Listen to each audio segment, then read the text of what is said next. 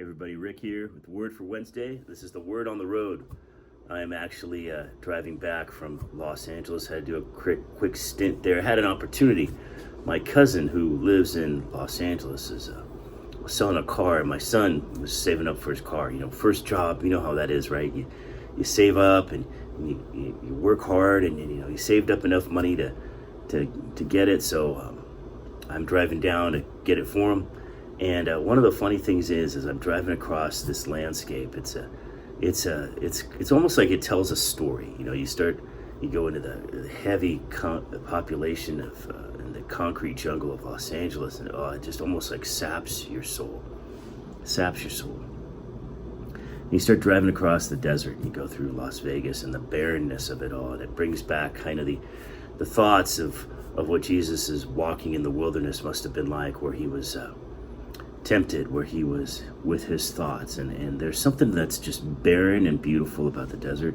It's there's nothing there to distract you as you think, and yet what it speaks to you and whispers to you is significant, because it stands out. It's such a stark landscape that whatever God uses to speak to you just sticks out.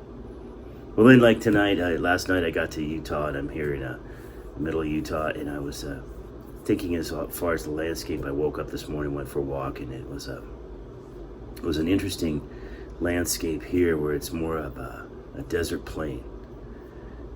And it was interesting because I was prompted this morning to just go to a very familiar and popular passage, 2 Chronicles 7:14.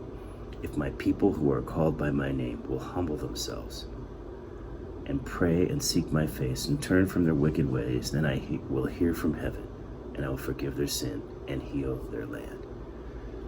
And it's not just that our land needs healing from a pandemic. Our land needs healing from division. Our land needs healing from the scars of abuse, and our land needs healing from a lot of things, and our hearts need healing as well. And it drove me to the thought of what really is a proper thought of repentance. As I'm driving back, I'm actually sitting in my son's car, and his name's Josiah. You guys, most of you know that. And Josiah, he's named after a king. And what was interesting about about King Josiah, everyone focuses on how when he read the word, everything changed. But no one realizes what he also did and the reforms he made. There's one point where Josiah actually grabbed the bones of the false prophets and burned them, destroyed every opportunity. There was no way of going back. When Cortez came to Central America, he burned the ships so his men would be motivated, and there was no going back. Repentance in so many ways for us, if we were to turn our hearts towards God, means we turn our hearts away from the things that distract us from him.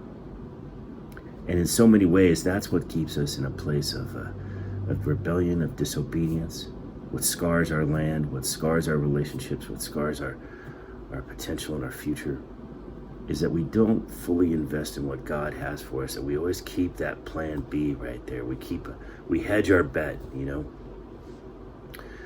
Yeah, I'll follow God to a degree. And I think this season that we're going through right now, with the pandemic, with economic struggles, with so much coming at us that is a consequence of distance from God, I would just ask you to look at, what is your plan B and how's it working for you?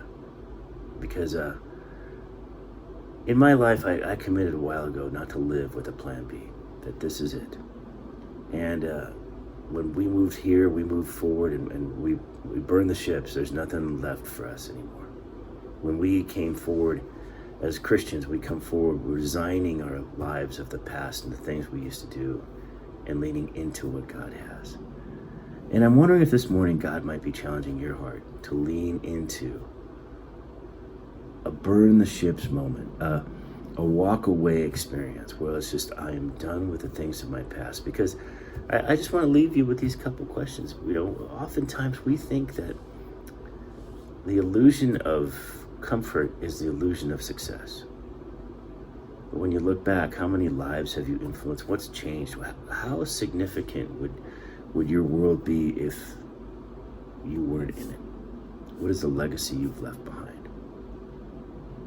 In light of that, I want to invite you to the next question, which is, what do I need to leave behind so that that legacy isn't compromised in the future?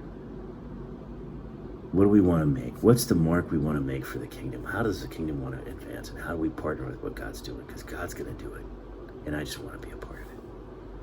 So I'm going to leave you with that. I know this morning's quick, and I hope you're doing well, because I got to get back on the road. I'm going to be meeting with a great vineyard buddy of mine, Daryl, here in Salt Lake. So it should be a good little time of coffee, catching up, refreshing my soul from a mentor that's really had a deep impact in my thoughts these days. So I hope you're all doing well, and I hope you have a great day. And please, please, please ask yourself, how's your plan B working for you? And how's your plan B carrying on? I don't think it's working for me. Plan A is the way. Take care. Have a great day.